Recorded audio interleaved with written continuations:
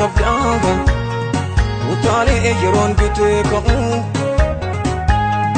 وتوسنا تاني أبا غفرونا دندهو سيتونا بدي hubadhu nama hiriyummaa yookiin jaalala waliif qabdan irraa waan shan hin dagatin.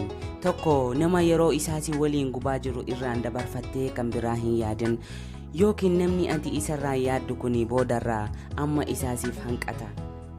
Lama nama kawajaa keessiif eegaa jiru irraan nama biraa hin yaadin deebi'ee si xiqqeessa yookiin namni ati irraa yaadaa jirtu kun kan kawajaa keessiif hin eegne ta'a.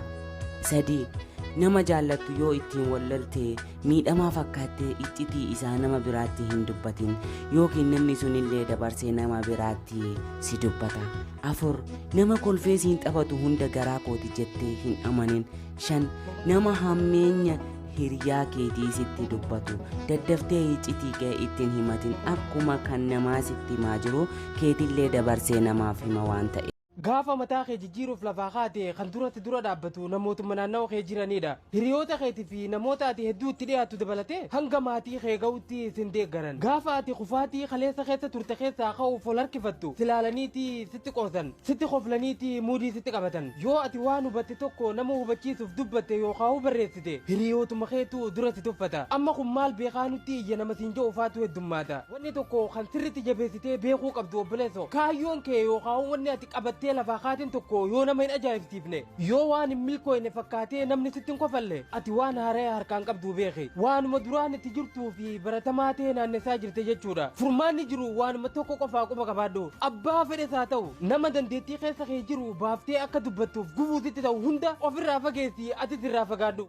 Jireenyi sitti hammaatee wanni ati yaadde tokkollee yoo siif milkaa'uu dhabullee abdii hin murin. Arra guyyaa haaraa fi carraa jireenyaa kan duraanii caalutu siif kenname waan ta'eef guyyaa haaraa arra siif kenname kana keessatti waan duraan siif milkaa'uu didan sirreessuu fi jijjiiruu dandeessaa bar. Jaalalleen kee yoo si dhiisee deeme fi deebitanii walitti araaramuu yoo ulfaataa ta'ellee jaalalarraa abdii hin muratin. Sababni isaa inni kute sun keetii miti garuu ati waan dandeessu hunda yaaltee jirta hin danda'amne malee. Arra guyyaa haaraatu jireenya keetirratti siif dabalame. Arrarraa jalqabee yoo keessa kee gammachuun guutte miira waan dabree sheena'uu kana keessaa qulqulleessite guyyaan irraa kun guyyaa itti nama jaalalaaf siif malus ta'e waan jireenyaaf si barbaachisu hundaa'uu itti argachuu dandeessu ta'uu mala. Hojii hojjechaa jirturraa yoo ari'amtes of rakkiftee abdiin murin har'aan tana filannoo haaraa fi dalagaa duraan dalagaa jirtu sanarra tan caaltu argachuu dandeessaa bara. Dhukkubsattee doktooratti deddeebitee yoo hifattellee arra booda garuu abdii hin kutin boruu akka fayyitee daandii jireenyaa haaraa irratti deebitu abdii godhadhu rabbi itti amantu kan doktoorata hundarra jabaa qabdaa bara. Duuba kun abdii namatti normoo obboleeyyan.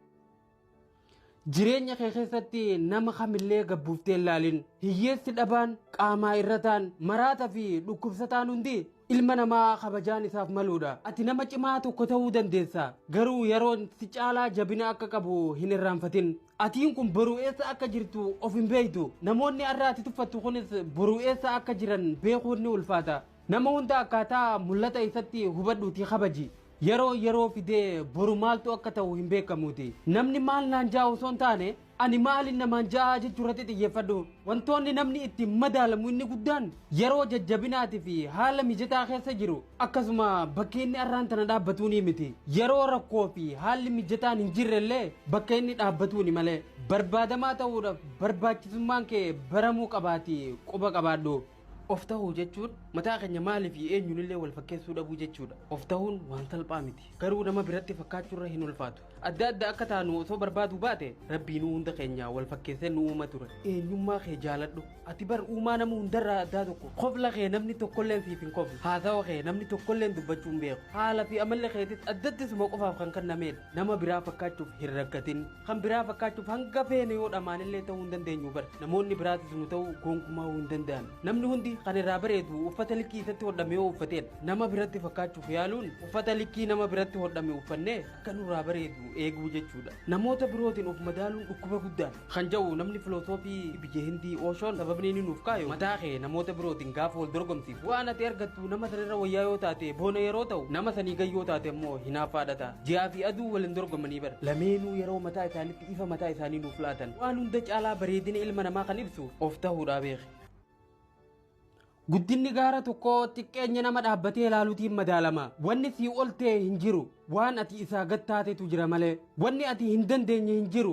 waan ati dadhabdeetu jira malee gaara dheeraa tokko ol ba'uuf gajjechuun dirqama gaara sanirraa gabbuuf immoo ariitiin dirqama kanaaf yeroo namoonni gajjaanii agartu waan guddaa tokkotti akka isaan ol ba'aa jiran hin dagatin akkasuma yeroo namoonni waan godhaa jiran keessatti ariifatan yookaan jarjaran akkuma nama gaararraa gabbu'aa jiru sanitti sadarkaa ol ka'aa duraan irra turan sanirraa gabbu'aa jiraachuu hubadhu obboleessa kiyya obboleettii tiyya jabaadhu hin jarjarin abdii hin murin cimina kan kee ofirratti wallaalti malee wanni ilmi namaa godhu ta'ati dadhabdee takkallee hin jirtu beeki በልደቷ ቀን ስጦታ ይዞላት መጣ እነሱም ልብሱን አዩና ከየት መጣ ይሄ ቀን ሰራተኛ የሚመስል ብሎ ተጠቋቋሙበት ያመጣውን ስጦታ እንኳን አልተቀበሉትም ከረጅም ደቂቃ በኋላ ሄዳ ስጦታውን ነጠቀችው አውጥታም ይህን ብራስሌት ወርቅ አርቲፊሻሉን ከገበያ ይዞ መጣ ብሎ አሾፉበት ስጦታውንም ወረወረችው ወንዶቹም በዚህ ቡትቱ ልብስክ እንዴት ትመጣለ ብሎ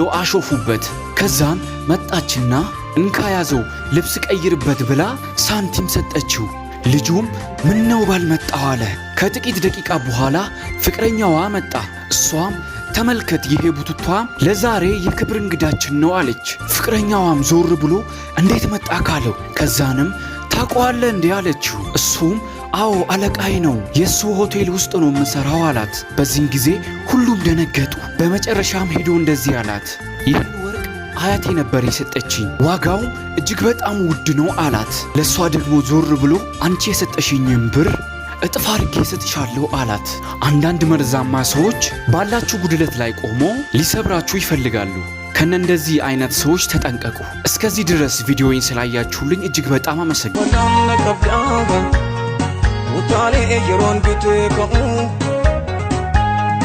utosina tane abba ko runan dandahu